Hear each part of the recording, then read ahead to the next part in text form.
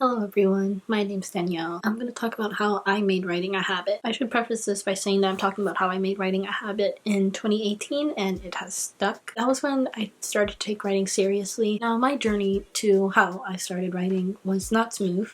This is not a vlog telling you how to make writing a habit. It's simply a bit of a story time with some advice sprinkled throughout it. So the first thing was simply convenience. In early 2018, my dad moved out. Me and my mom were in a situation where we didn't have a carpool, or we didn't have a way for me to get to school. Our public transport system in my small town is not that good. I do go to a public school, but it is a charter. It was not ideal. Me and my mom came up with an idea. She would drop me off at the Starbucks that was close to my school. When the time came, I would walk to school.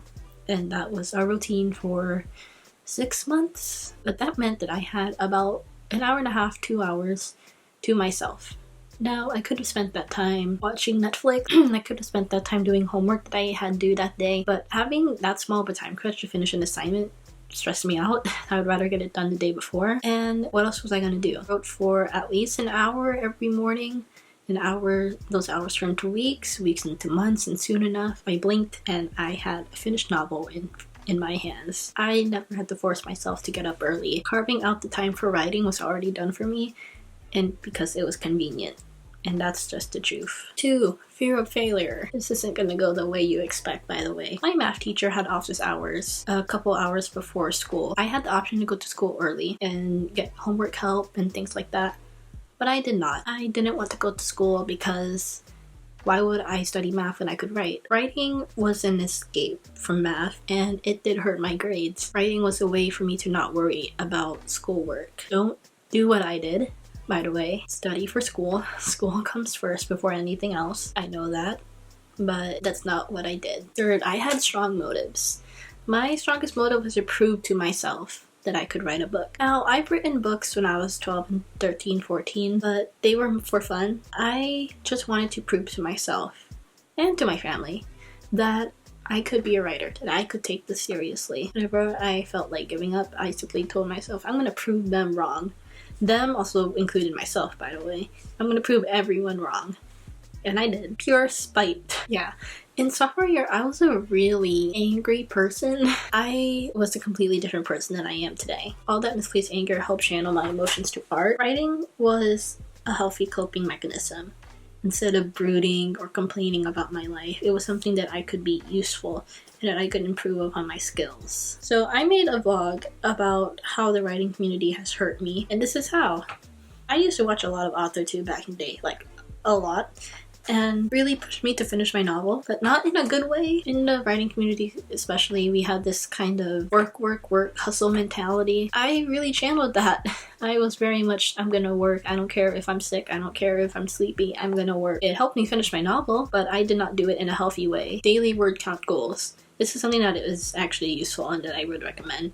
I'm someone that strives on checking something off of a to-do list. I would tell myself to write, the minimum was always 1,000 words. Like, I'm someone that can write at the speed of lightning. Doesn't mean the writing's gonna be good, but I can get a word count done. So limiting myself to 1,000 words helped me to be, okay, I've written 1,000 words, now I should go back and edit it. And that helped me sort of play to my strengths and my weaknesses as a writer. That is something I would recommend. Daily word count goals and getting to know yourself as a writer. Rewards. So you can tell I spent all of my mornings in a Starbucks. I only ever bought a drink from Starbucks like once a week, if that. I didn't want to spend my money on coffee that I could have been making at home. So school ended early on Fridays. That meant I had about 4 hours until my mom could pick me up. If I managed to meet my daily word count for the week, I would buy myself a Starbucks on Friday.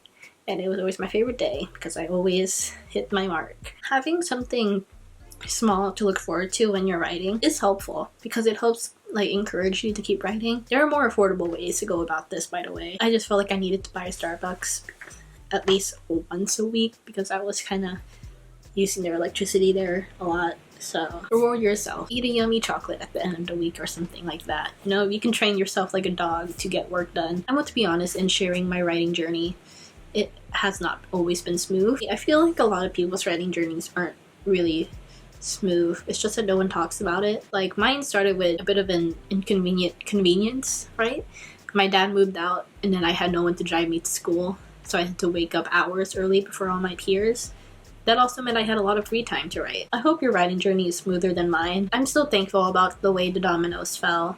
If it weren't for that situation, I would probably still be struggling to make writing a habit. I know Jenna Moresi has talked about she started writing in the hospital because her fiance was in surgery a lot or in doctor's appointments. I mean, I would love to hear how you made writing a habit. My name is Danielle. Thank you for watching.